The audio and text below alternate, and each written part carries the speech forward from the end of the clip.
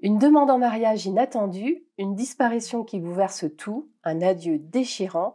Cet épisode 10 nous fait passer par toutes les émotions et franchement, je ne suis pas sûre d'en être totalement remise. Alors qu'a-t-on ressenti en regardant cet épisode?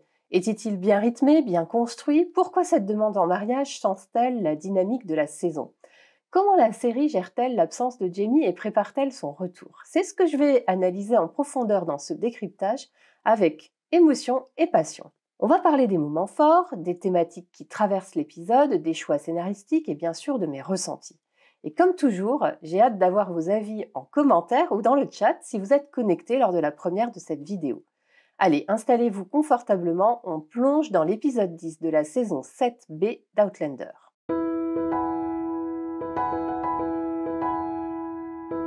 Et on commence avec mes impressions générales.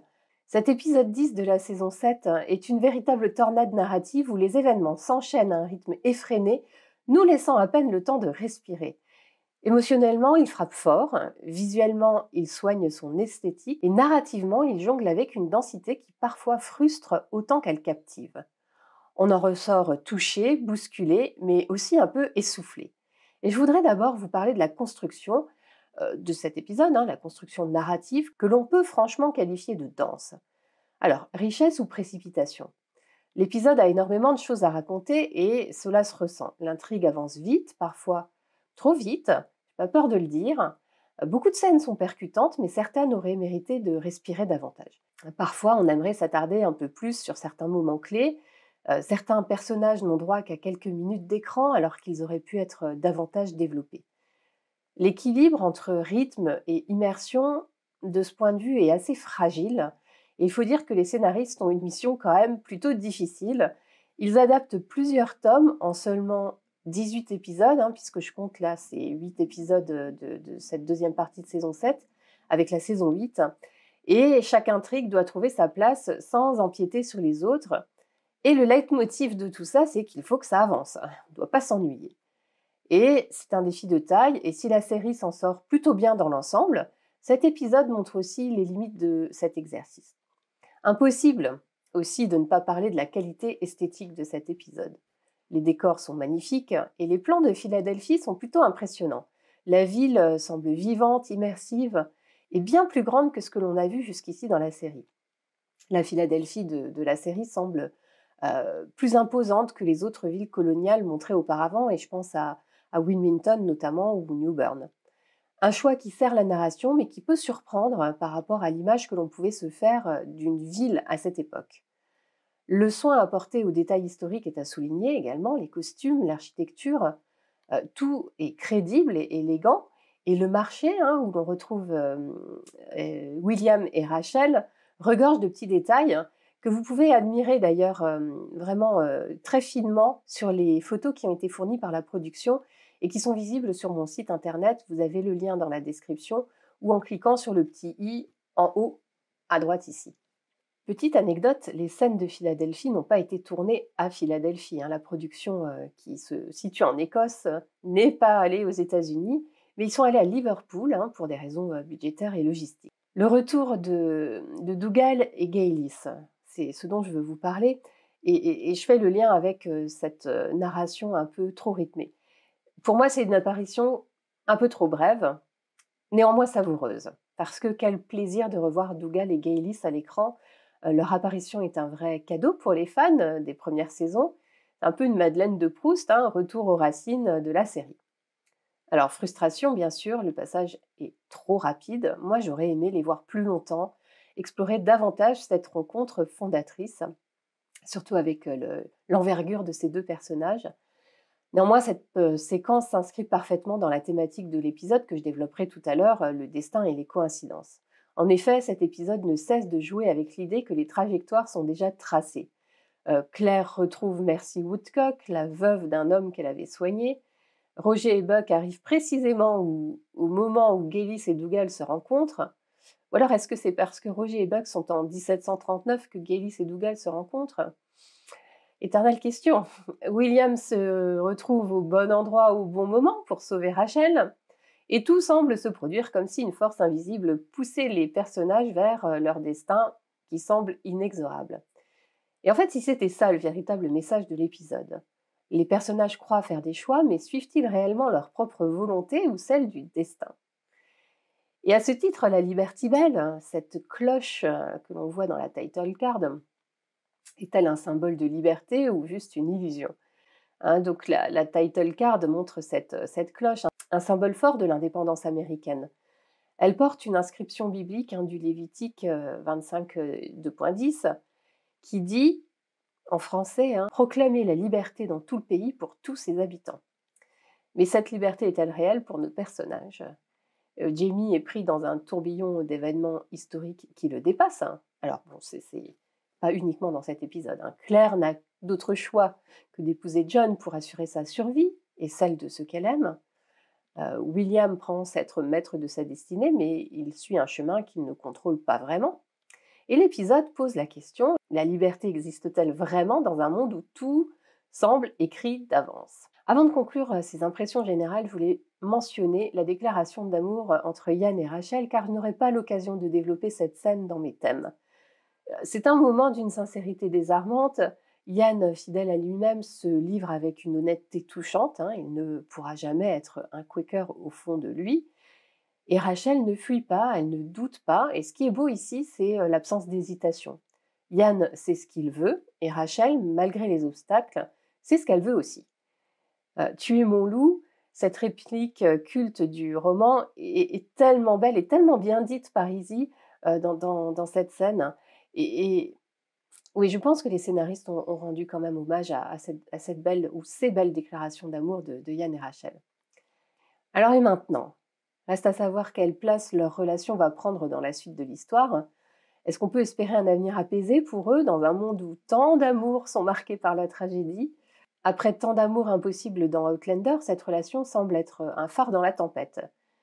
Pour conclure ces impressions générales, je dirais que cet épisode, malgré ses faiblesses de rythme, touche en plein cœur et nous brise avec la mort de Ian, il nous broie avec la détresse de Claire, il nous secoue avec la demande en mariage de John, et malgré tout, on en redemande. Alors que pensez-vous, vous, de l'équilibre de cet épisode? La narration vous a-t-elle paru trop rapide ou plutôt bien maîtrisée? Dites-moi tout ça en commentaire.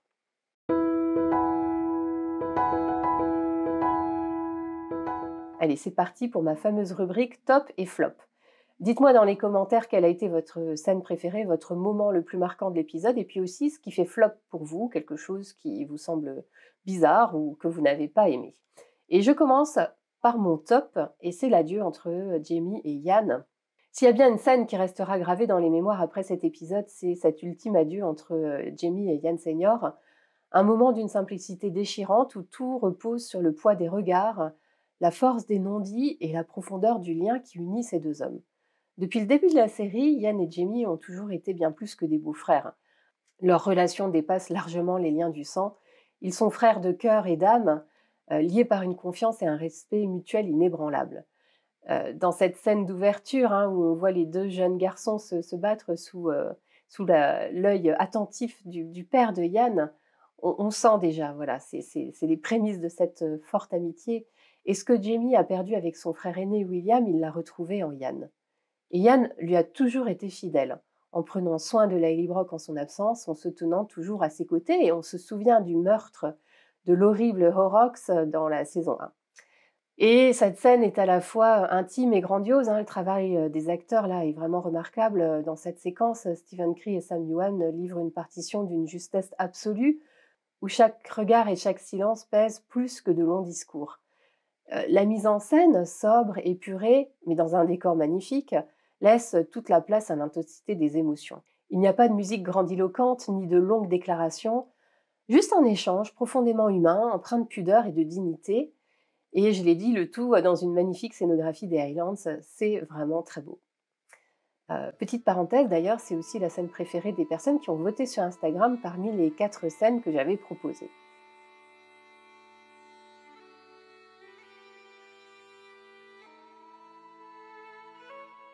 Alors que la fin est toute proche, c'est Jamie qui accompagne Ian une dernière fois, il le porte jusqu'à son lit, qui se trouve d'ailleurs dans la chambre du Lord, comme un ultime acte d'amour et de respect. Il ne s'agit pas seulement de soulager un homme malade, mais de l'accompagner dans son passage vers l'au-delà, tel un frère qui refuse d'abandonner celui qui lui a tant donné. Et puis, il y a ces derniers mots, empreints de simplicité et de profondeur. Sur ta gauche, Jamie, une phrase en apparence anodine, mais qui condense toute l'histoire de leur fraternité. Depuis leur jeunesse en Écosse, Yann a toujours veillé sur le point faible de Jamie lorsqu'il s'entraînait au combat, et même dans la mort, il lui rappelle qu'il sera toujours à ses côtés, protégeant son frère comme il l'a toujours fait. Une mort qui s'inscrit dans une lignée de pertes déchirantes de la saga, et si cette scène touche autant, c'est aussi parce qu'elle fait écho aux nombreuses pertes que Jamie a déjà traversées.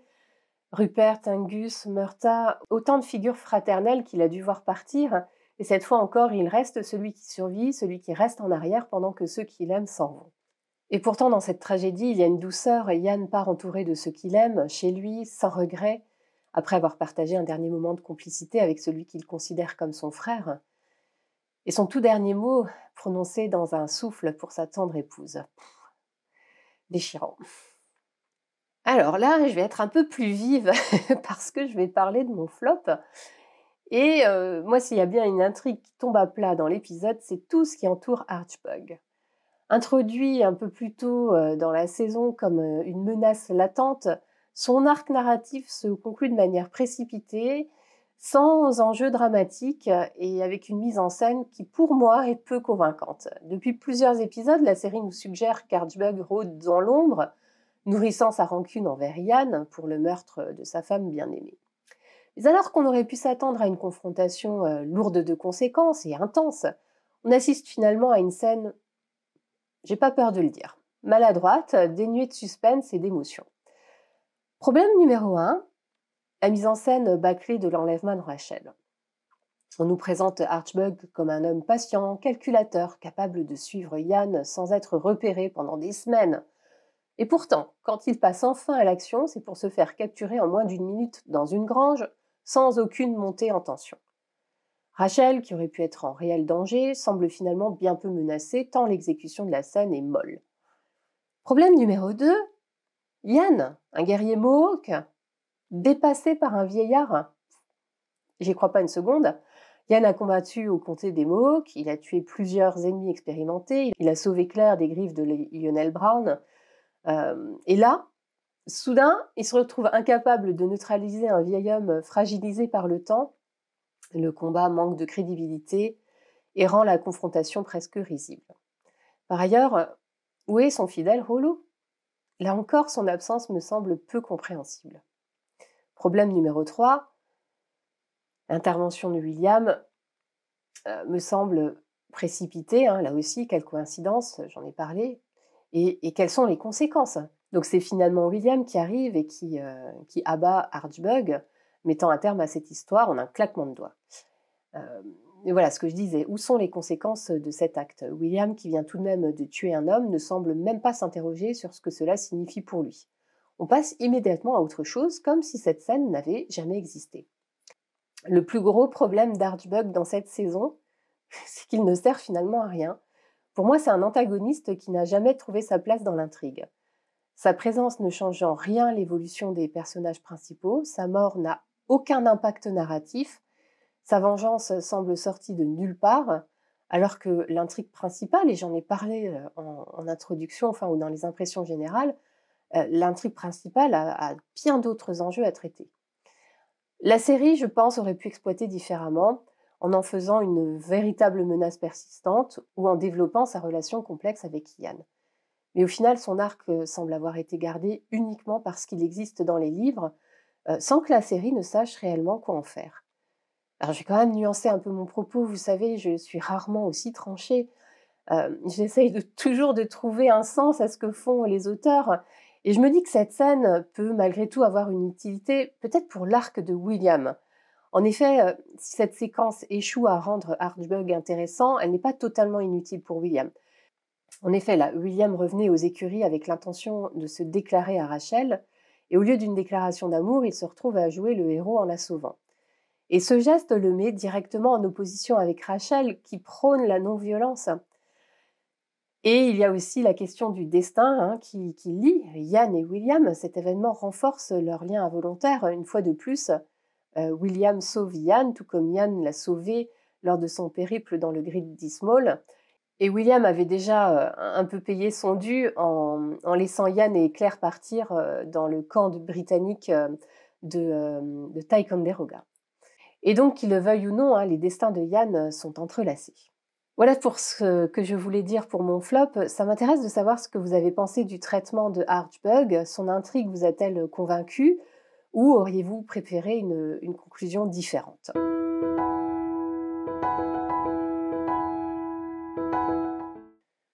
Mon premier thème va explorer les liens fraternels, le destin et ces coïncidences qui façonnent l'histoire. L'épisode 10 porte un titre assez évocateur et je me suis gardée d'en parler dans les impressions générales pour vous en parler maintenant. Brotherly Love, alors en français ils l'ont traduit par « comme des frères ». On perd un petit peu le sens initial de ce titre parce qu'en anglais, bien sûr, c'est un clin d'œil à Philadelphie, la ville de l'amour fraternel, c'est son étymologie. Alors évidemment, une partie de l'intrigue se déroule dans cette ville de Philadelphie, mais ce que je voulais dire, c'est qu'au-delà de cette référence géographique, le titre résonne profondément dans les dynamiques de l'épisode. Il met en lumière une série de relations fraternelles, d'amitiés indéfectibles et de destins inextricablement liés, je viens d'en parler.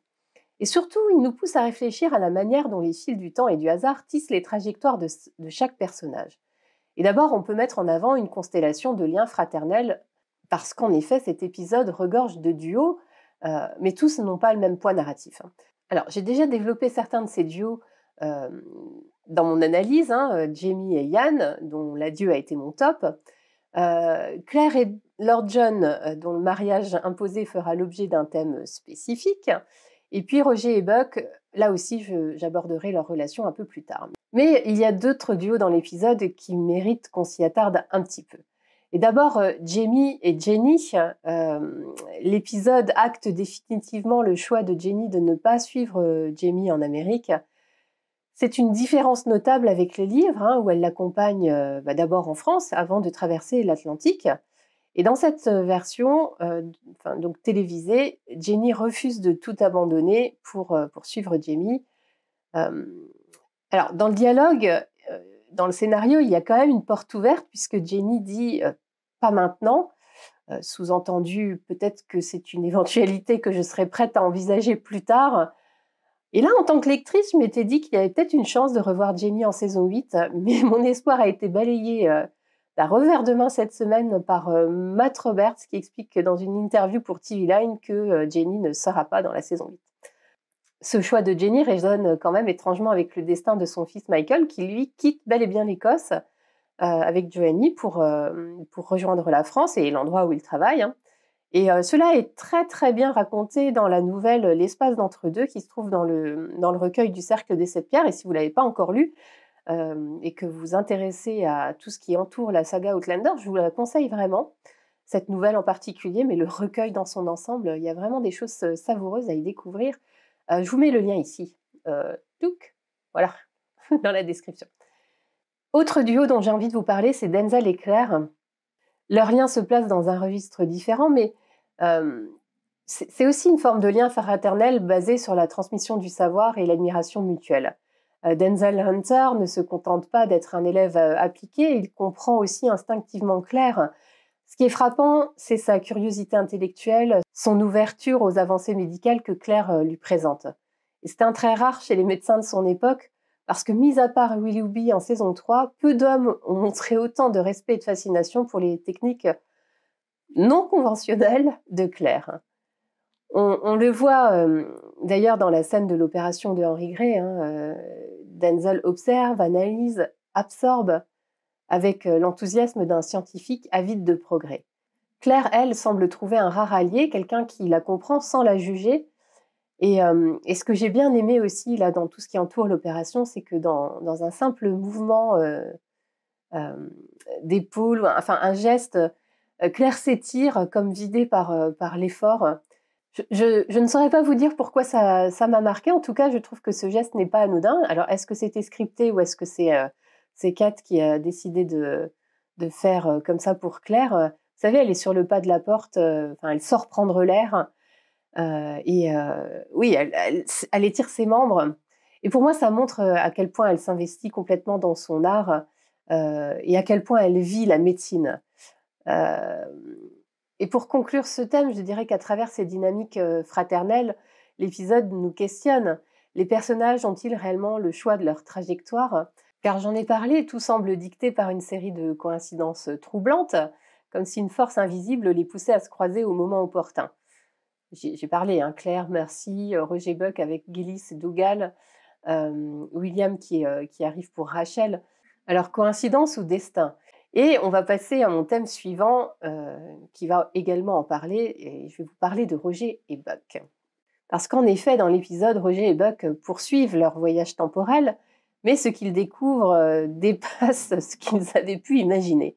Ils se retrouvent donc précisément là où tout commence pour leur lignée, à Cranesmuir, au moment où Gaylis Duncan et Dougal Mackenzie scellent leur destin commun. À travers eux, l'épisode nous questionne sur le poids du passé, sur la fatalité des événements et sur la manière dont certaines âmes semblent inéluctablement attirées les unes vers les autres. J'ai envie de vous dire que ce duo plutôt improbable fonctionne malgré tout à merveille. Ce tandem me plaît particulièrement parce que ça donne une dynamique rafraîchissante dans la série. Ils peuvent sembler un peu aux antipodes, hein, avec ce Roger rationnel, intellectuel, et puis Buck qui semble quand même plus terre-à-terre. Et pourtant, ça fonctionne.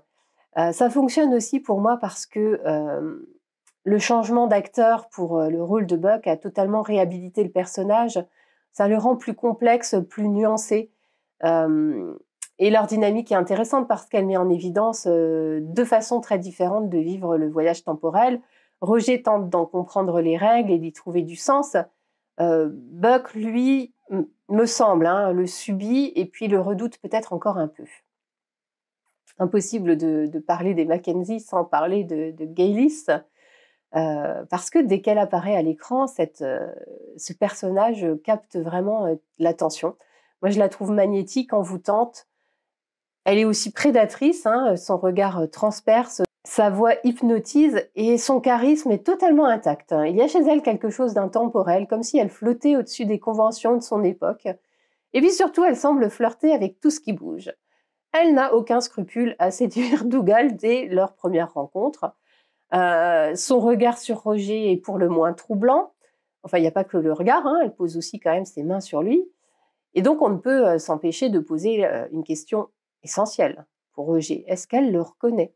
Alors, rien dans son attitude ne laisse penser qu'elle sait exactement qui il est, mais à tout le moins, elle semble intriguée, presque méfiante. Alors, est-ce que c'est un jeu de sa part, une manière de cacher ce qu'elle perçoit réellement, ou bien est-elle simplement fascinée par ce grand gaillard qui lui semble étrangement familier? Gaylis a toujours eu une perception aiguë des anomalies temporelles.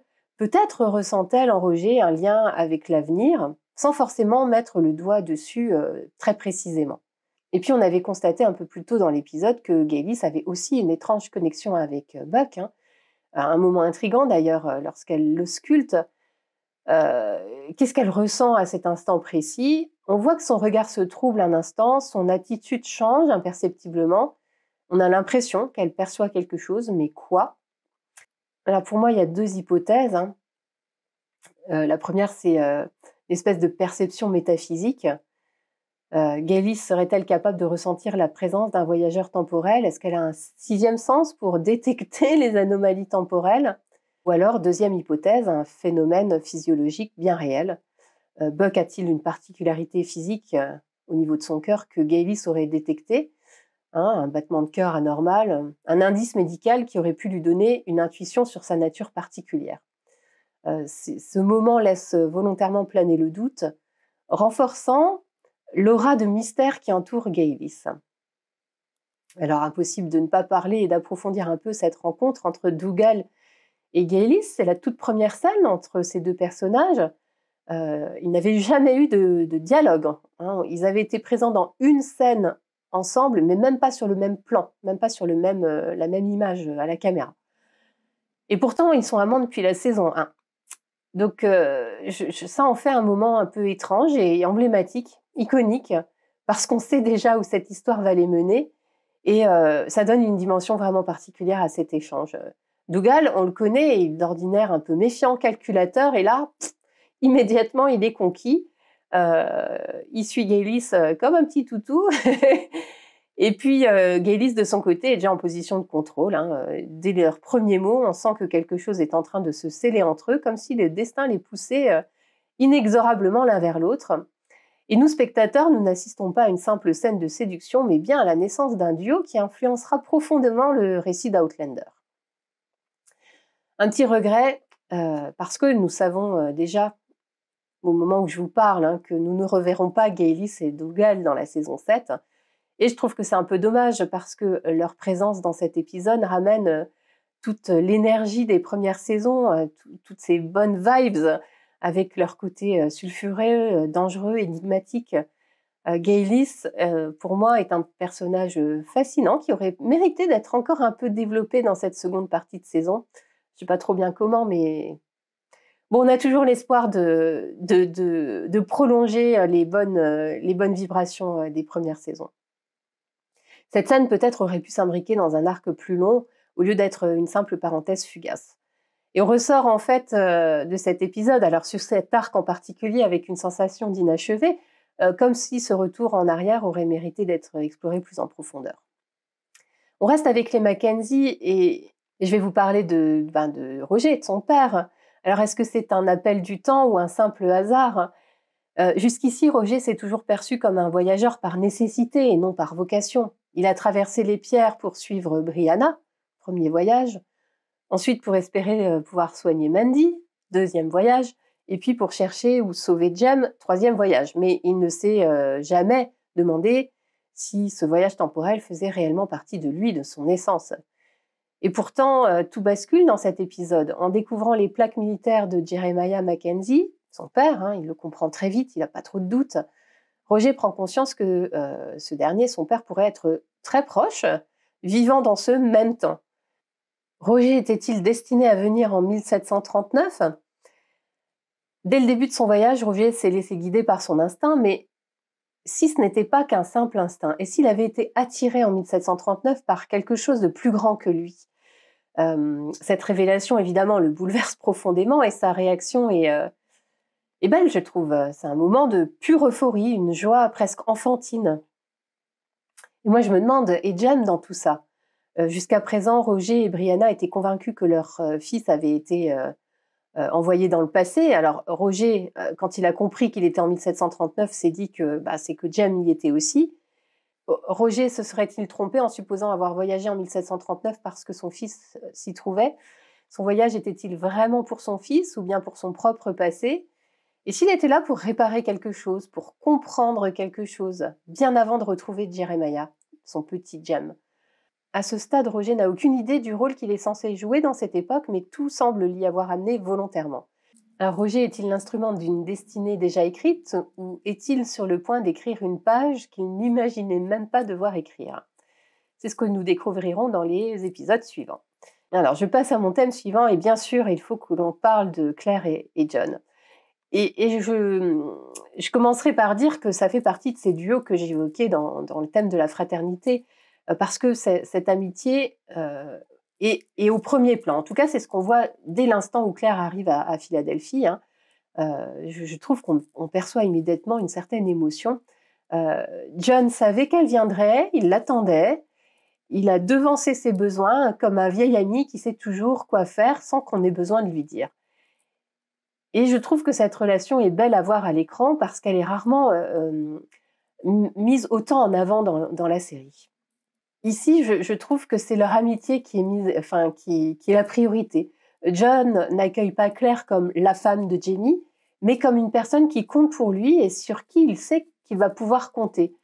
Et ce lien s'est vraisemblablement construit avec le temps, indépendamment de Jamie, certainement off-caméra, parce qu'on a cette scène, hein, ces scènes de la saison 4 où John s'était livré à Claire avec une sincérité absolue et bouleversante hein, lorsqu'elle l'avait soigné de la rougeole. Il lui avait confié son amour pour Jamie, un moment qui avait renforcé leur respect mutuel.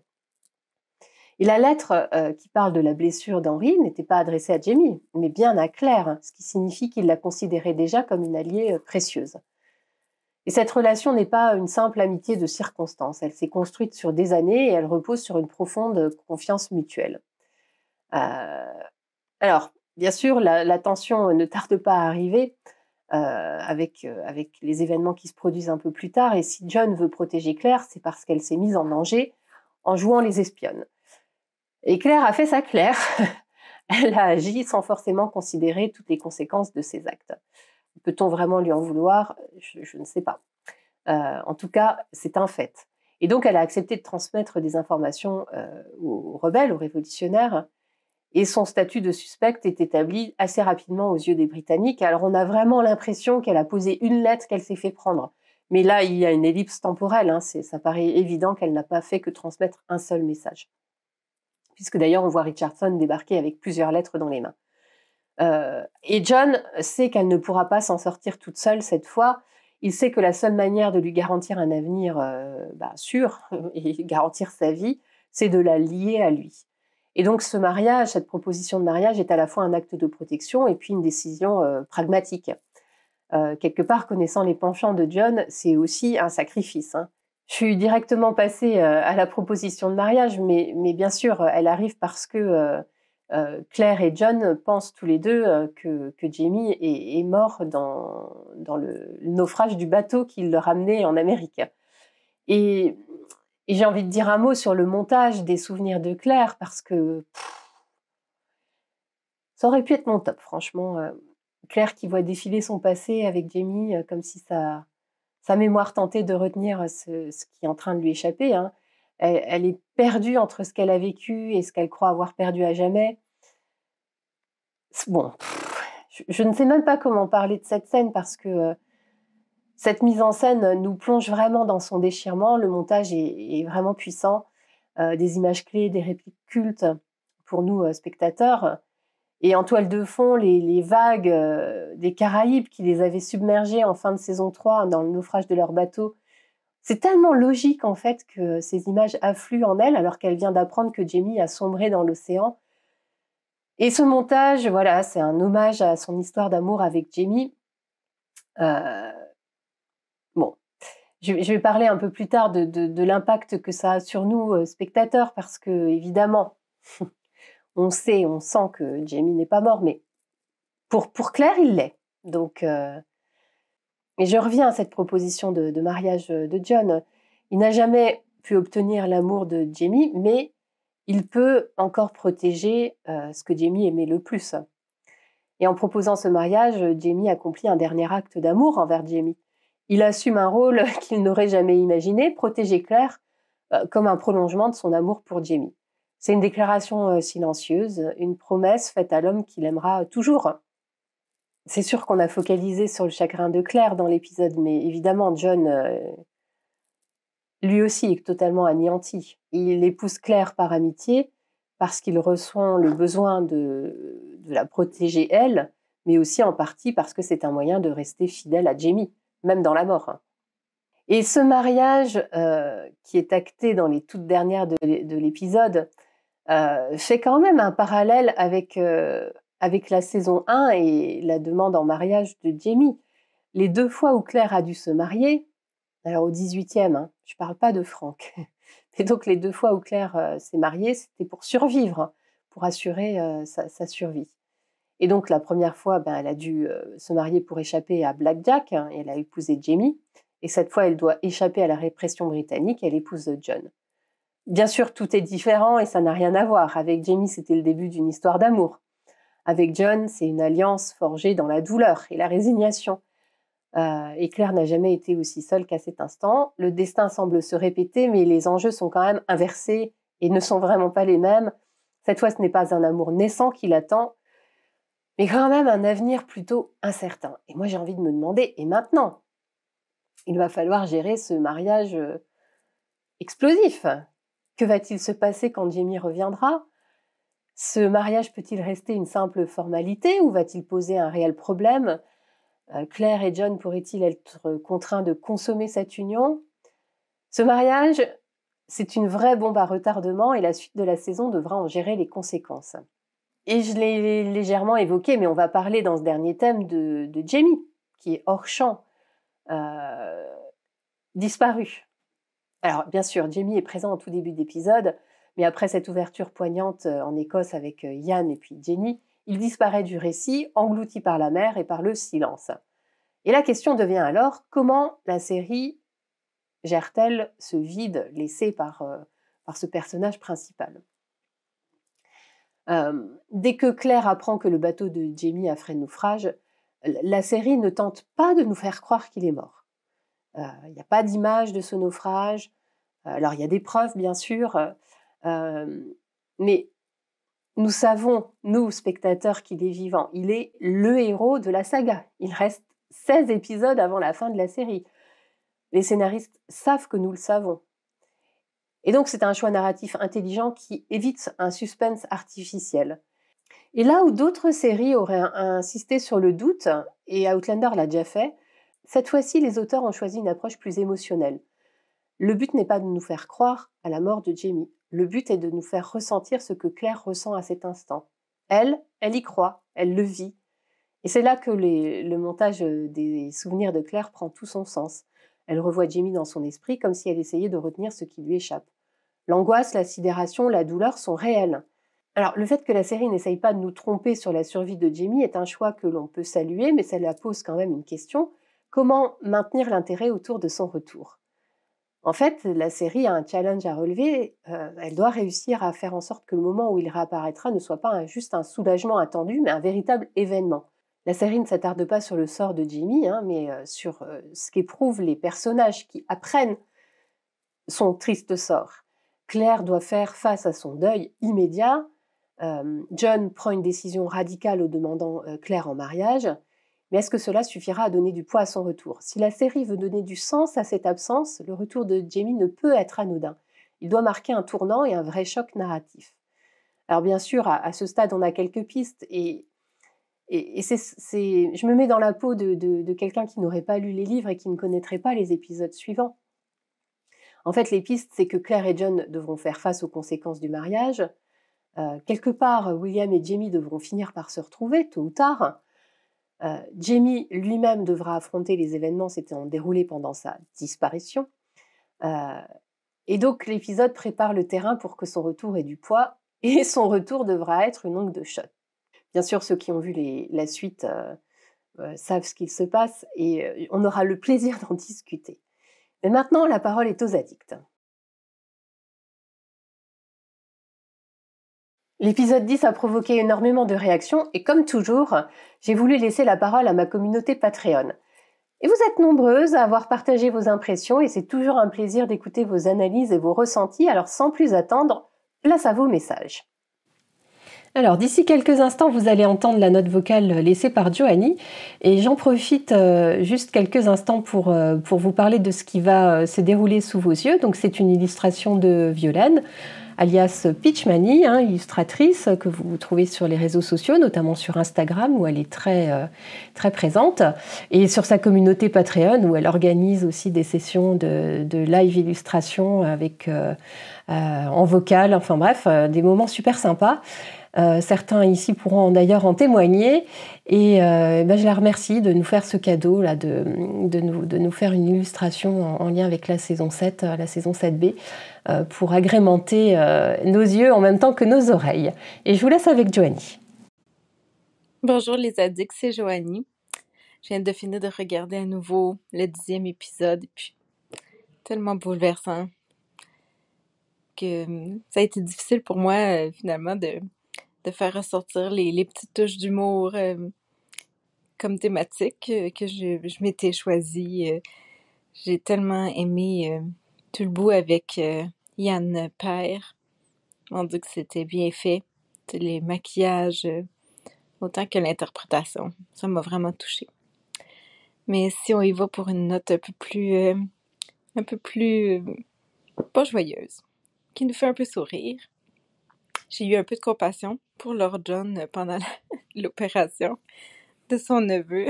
Il avait l'air mal à l'aise de voir des intestins sortir du ventre. Je me suis dit, oh mon Dieu, je serais tombée des pommes. Sinon, j'ai aussi bien aimé quand Roger, ses pensées qu'il a par rapport à Gaylis, ça m'a bien fait sourire, là, de dire, en fait, vous êtes meurtrière et vous êtes mon ancêtre. Ça aussi, ça allait ajouter une petite touche d'amusement, on va dire, dans un épisode très bouleversant. Alors, je vous souhaite à la prochaine, les addicts. Merci Joanie de relever ces petits moments de... Comment on peut les appeler? Ces petits moments de légèreté dans un épisode effectivement qui est assez chargé en émotions fortes et puis plutôt en émotions un peu tristes, on va dire. Maintenant, je vous propose qu'on écoute Claire. Bonjour, c'est Claire. Je reviens sur les décors de la ville de Philadelphie que je trouve très bien fait. C'est William Penn, homme politique et quaker persécuté à Londres, qui fonda la ville de Philadelphie. Et comme tu le dis Aurélien, son nom signifie amitié fraternelle. Elle devait être un îlot de tolérance religieuse. Philadelphie a été aménagée par William Penn sur un plan d'ensemble en damier, un peu sur le modèle des colonies romaines. Les avenues plantées propres et larges, avec une visée hygiéniste, permettaient aussi de contrôler tous les mouvements de foule. Je trouve qu'on retrouve bien cette ambiance proprette, aérée d'une ville presque neuve du début du XVIIIe siècle, avec ses rangées de maisons en briques. Philadelphie est la première ville où on a commencé à numéroter les maisons, et l'on voit Claire à la recherche de la maison de Lord John avec une adresse de maison numérotée à la main. Dans les années 70, Philadelphie devint l'un des principaux foyers de la Révolution américaine. Les Fils de la Liberté furent très actifs dans la ville. C'est là que les délégués du premier congrès signèrent la déclaration d'indépendance en juillet 76. Les Britanniques réoccupèrent la ville en 77 et la cloche de la liberté, symbole de l'indépendance, a dû être cachée, celle qu'on voit dans la title card. Donc voilà, Claire arrive. Ah zut, Claire, tu as été coupée. Je pense que cela dit, tu n'étais pas très loin de la fin de ton intervention et je te remercie 1000 fois pour ton éclairage historique et hyper intéressant sur la construction de la ville de Philadelphie. Voilà, c'est exactement pour ça que j'adore cette section avec le fait de vous donner la parole parce qu'on a chacun nos sensibilités et nos angles d'analyse. Et voilà, Claire, une très très belle illustration. 1000 fois merci à toi. Et je vous propose que maintenant nous écoutions Aline. Roger, en passant les pierres, a dû penser à son père qui avait dû perdre son fils. C'est pour cela qu'il a été atterri en 1739, là où était son père, et qu'il a permis à Roger de réunir dans la même pièce toute la descendance des Mackenzie.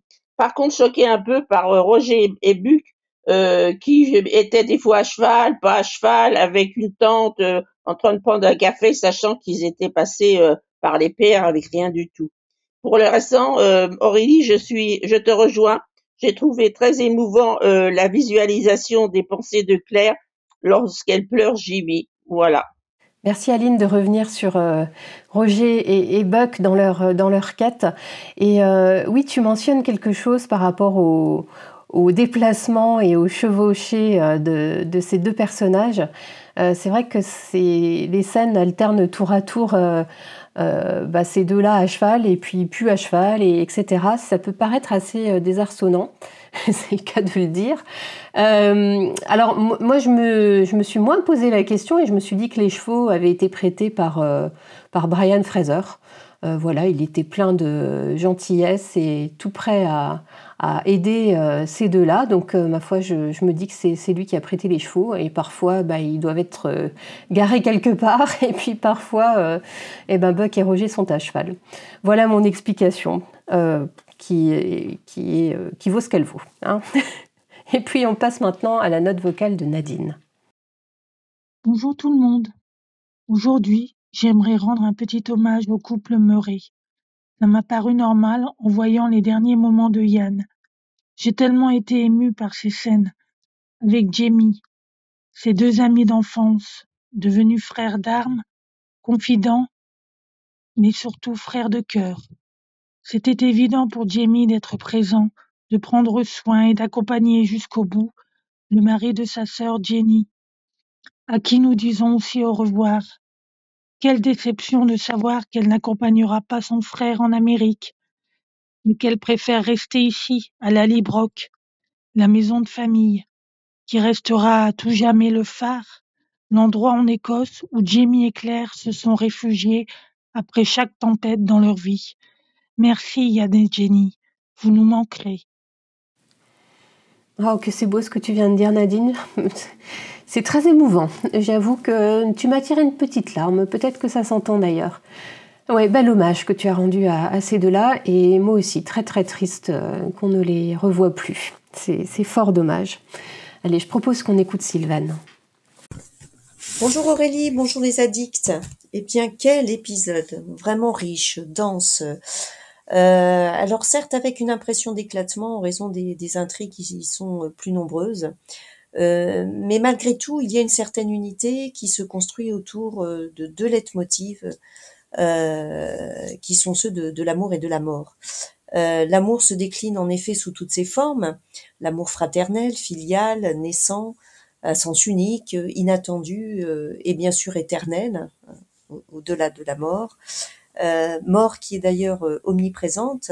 Alors il y a celle qu'on annonce, celle qu'on voit, et puis celle qui ouvre ou boucle l'épisode, avec cet effet de miroir d'ailleurs, qui permet d'opposer la mort de Yann, acceptée et vécue d'une manière plus sereine, à celle de Jamie, qui elle provoque une dévastation complète, évidemment, que ce soit pour Claire, où on sent toute sa colère, son incompréhension et son refus de croire à la mort de l'être aimé. Et puis, évidemment, pour Lord John, qui, dévasté, tente, je trouve, par tous les moyens, comme pour me semble persuadé de rendre réelle cette terrible nouvelle. Donc la scène est vraiment déchirante, l'interprétation bouleversante, cela nous pourfend le cœur, et ben voilà, vous l'avez deviné, c'est ma scène top. Merci Sylvaine d'avoir repris cet éclairage sur les thèmes que tu as repérés toi dans l'épisode L'amour, la mort. Je me souviens qu'on en avait parlé lors de la visio qu'on avait faite la semaine qui a suivi la diffusion de l'épisode sur Netflix. Ouais, c'est très beau ce que tu dis et une belle mise en lumière.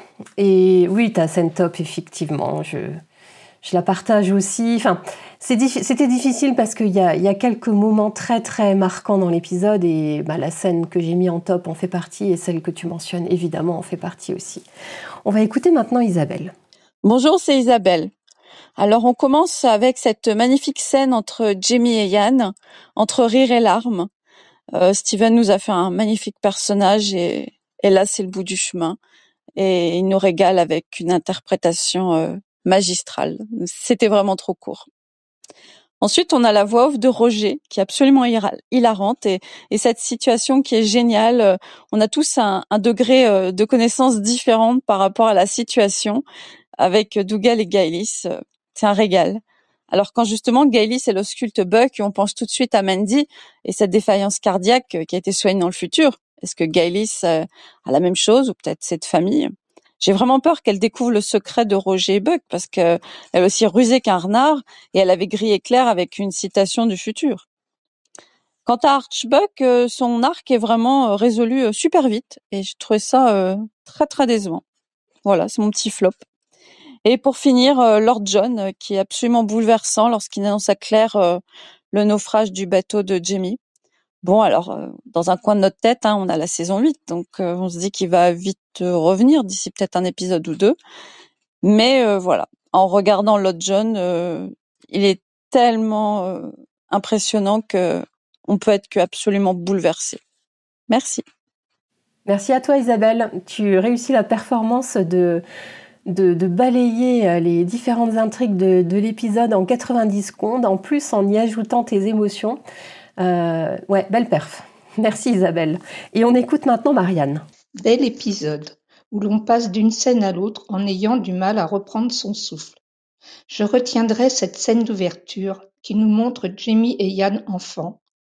J'espère que ce seront les mêmes acteurs s'ils apparaissent dans Bob, où nous avons l'explication pourquoi Yann doit se tenir toujours sur la gauche de Jamie. son ami, son frère, afin de le protéger. Nous les retrouvons à Lallybroch, Yann assis à gauche, moment d'une grande tristesse et malgré tout des notes d'humour. Ensuite, dans la chambre, Jamie à la droite de Yann, qui lui souffle « à ta gauche ». Jamie lui prend la main. Scène magnifique et si bien interprétée. Jenny de l'autre côté, Yann dans un dernier souffle appelle sa femme. Merci Marianne. Je crois que comme beaucoup, cette scène, ces quelques minutes en ouverture d'épisode resteront gravées encore un long moment. Et d'ailleurs, je l'ai pas dit, mais je crois que l'épisode consacre... alors, je ne crois pas me tromper en disant 6 minutes à Jamie et Yann ensemble. Et c'est assez long, en fait, compte tenu de ce que l'on connaît de la série et de la durée des scènes. Donc, je pense que les auteurs ont vraiment voulu mettre en avant le départ de Yann et ça a été fait de manière sublime. Tu le dis une fois de plus. Et tu parles de Bob. Donc, pour les non-initiés, Bob, c'est l'acronyme pour Blood of My Blood, donc le préquel qui est prévu par Starz et qui va sortir cet été, en tout cas au moins aux États-Unis. On n'a pas d'infos pour la France. Donc, le préquel qui parlera de l'histoire des parents de Jamie et des parents de Claire. Et maintenant, nous écoutons Annie. Bonjour les addicts et merci Aurélie. Je souhaiterais juste évoquer un personnage très secondaire en apparence, mais dont une nouvelle apparition dans cet épisode questionne. Je veux parler du capitaine Ezekiel Richardson, qui vient annoncer à Lord John l'arrestation imminente de Claire. Pour que la production fasse réapparaître ce personnage qui est là où on ne l'attend pas, c'est qu'il y a peut-être un arc narratif à développer et le moins que l'on puisse dire, c'est que le capitaine Richardson interroge. Son profil n'est pas avenant et on soupçonne déjà un personnage intrigant, perfide et manipulateur. Jusqu'à présent, il était un personnage de la sphère Grey et nous savons son manque de fiabilité pour avoir tenté de piéger William en l'envoyant dans le grand marais de Dismal afin qu'il achemine des lettres à des destinataires qui s'avèrent être des rebelles, soi-disant espions à la solde des Anglais. Mais là, dans cet épisode, le personnage réapparaît et cette fois entre aussi dans la sphère des Fraser en impliquant Claire. Devons-nous nous en méfier? Rappelons-nous que dans Outlander, les Fraser et Mackenzie ont à combattre ou fuir des ennemis à chaque saison. Black Jack Randall, le comte de Saint-Germain, le duc de Sandringham, le capitaine Léonard du Porpoise, Stephen Bonnet, Lionel et Richard Brown, Rob Cameron. Malgré les apparences, Richardson est-il un nouvel ennemi? Quel rôle au juste joue-t-il? On connaissait les motivations ou perversités des précédents ennemis, mais cette fois, qu'est-ce qui motiverait la volonté de nuire de ce personnage? À partir d'un rôle marginal, on assiste à l'immersion et l'ascension progressive et insidieuse d'un nouvel antagoniste, qui n'est pas anodin. Merci Annie. Et qu'ajouter à ça? Je ne sais pas. Étant lectrice, évidemment que j'ai quelques idées sur les questions que tu laisses en suspens, mais on ne va pas trop élaborer pour ne pas déflorer les intrigues à venir autour de ce personnage. Alors, bien sûr, on a tous ou presque déjà vu les épisodes qui finiront la saison 7, donc on a une petite idée. On reverra Richardson notamment dans l'épisode 11. À suivre. On peut se questionner sur son éventuelle présence dans la saison 8. Et là, je laisse des points de suspension. Et puis, maintenant, nous écoutons la note vocale d'Antonia.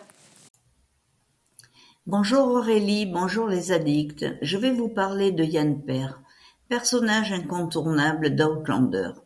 Cette saison 7B donne la priorité aux personnages secondaires. Stephen Cree, Yann Per, joue ce rôle depuis le début de manière remarquable. Posé, arrondissant les angles entre Jenny et Jamie. Toujours présent à Lallybroch en l'absence de son lord. Affirmant sa paternité pour le petit James au retour de Jamie et Claire à Lallybroch. Il sait écouter, parler, expliquer, toujours souriant, présent sans vraiment l'être, à la gauche de Jamie pour le sauver du misérable Horrocks, le suivre dans le plan prévu par Taran, l'épisode La Garde, puis être pris par les Anglais pour sauver son maître Jamie, terré dans la grotte. La fraternité entre eux a toujours été présente. Échange de leur sang pouce contre pouce à la perte de Willie, le frère aîné de Jimmy. Clin d'œil à l'épisode The Welding échange entre Jamie et Claire de leur sang. Les liens d'amitié sont souvent plus forts que les liens de sang. Bonne soirée, à bientôt. Merci Antonia d'avoir toi aussi mis en lumière ce personnage de Yann. C'est vrai que dans Outlander, peu de personnages peuvent se targuer d'être aussi irréprochables que Yann Murray. La série a l'habitude de mettre en avant des héros complexes, torturés, parfois ambigus. Et au milieu de tout ça, Yann, je trouve, incarne une forme de droiture, de stabilité. Il est fidèle à sa famille, fidèle à ses engagements. Et malgré les épreuves, il reste droit dans ses valeurs. Et bien sûr, sa relation avec Jamie, vous en avez tous parlé, son amitié est indéfectible, il est son frère de cœur, il est toujours là pour lui. Et à côté de ça, quand on l'envisage dans son rôle d'époux, je trouve que sa relation avec Jenny est un modèle d'équilibre, basé sur le respect, la complicité. Il élève aussi ses enfants avec bienveillance. On l'a vu dans ces scènes dans l'épisode d'avant avec Yann notamment. Il n'impose pas une autorité rigide ou des vues assez... il sait être visionnaire aussi, tolérant. Voilà, c'est ça, c'est de la tolérance. Il cherche pas, contrairement à Jamie, il cherche pas à faire la guerre. Alors bon, certes, il est quand même handicapé avec sa jambe, mais il protège sa famille, sa terre, et il sait aussi que la valeur d'un homme finalement ne se mesure pas que sur des champs de bataille. C'est aussi dans sa capacité à gérer un foyer. Et puis là, il a quand même géré des métayers. Enfin, voilà, il était finalement le lord à la place du laird. Et puis, c'est un homme qui écoute, qui ne juge pas, ultra bienveillant. Finalement, je me demande si Yann n'incarne pas une espèce d'idéal masculin dans Outlander, un homme fort et en même temps doux, loyal, sans être aveugle, humble, sans être effacé ou pas totalement non plus. Alors, est-ce qu'il a un défaut ? Je ne sais pas. Peut-être que son défaut, c'est d'être un peu trop parfait dans cet univers Outlander où les personnages sont souvent marqués par leurs failles. Mais j'ai envie de dire que finalement, c'est ce qu'on va retenir et c'est ce qui fait sa force et son unicité dans cette saga. Et on avait sans doute besoin d'un personnage masculin tel que Yann. Donc oui, merci à vous de l'avoir mis en avant chacune à votre tour et à votre façon. Et je clôture ces notes vocales et donc vous pouvez là admirer la magnifique illustration de Violaine que je remercie également de nous faire bénéficier de son travail et de ses talents d'artiste. Merci à toutes celles qui ont pris le temps d'envoyer leurs messages. Ces commentaires sont précieux et c'est aussi ça qui rend cette communauté si spéciale, pouvoir échanger et partager notre passion à Outlander ensemble. Et si vous aussi vous voulez donner votre avis dans les prochaines vidéos, discuter des épisodes en avant-première et accéder à du contenu exclusif, je vous invite à nous rejoindre sur notre communauté Patreon.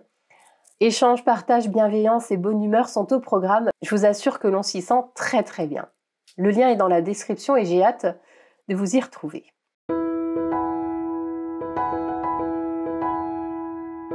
Et on passe à ma conclusion. Cet épisode nous a transportés, secoués, émus, tout en nous laissant avec de nombreuses questions en suspens. Il nous rappelle à quel point Outlander sait nous captiver en nous faisant ressentir les émotions des personnages avec intensité, tout en nous frustrant parfois par son rythme effréné. Mais au fond, quelle était la véritable question de cet épisode ? J'ai beaucoup parlé de choix et de destin, mais la vraie question est peut-être « ces personnages ont-ils jamais été libres ?» Si la disparition de Jamie a marqué l'épisode, il y a une autre absence notable, celle de Brianna. Depuis le départ de Roger, Brianna est en retrait et son rôle reste assez flou. Son intrigue parallèle est-elle simplement en pause ou bien va-t-elle prendre un tournant important ? Son absence dans cet épisode nous rappelle que la série jongle entre 3 époques et qu'il faudra trouver un équilibre entre ces 3 univers narratifs dans la suite de cette saison. Et j'ai envie d'envisager ce que cet épisode nous prépare pour la suite, parce que oui, cet épisode n'était pas juste une parenthèse dramatique, il était une préparation à ce qui arrive. Le mariage de Claire et John est un point de rupture. Alors même si là, à l'heure qu'il est, ils sont pas mariés, mais on sent quand même que ça arrive. Jamie va devoir faire face aux conséquences de ce qu'il va découvrir en rentrant. Cette union peut-elle vraiment rester un simple arrangement? Et puis, il y a William et son destin encore flou. Sa relation avec Yann se renforce, en tout cas leur lien se renforce sans qu'il ne sache encore pourquoi. Et puis il y a ce chapelet, celui qu'Yann lui a donné, mais qui appartient en réalité à Jamie. Un objet qu'il faut avoir en tête et qui pourrait jouer peut-être un rôle dans la suite.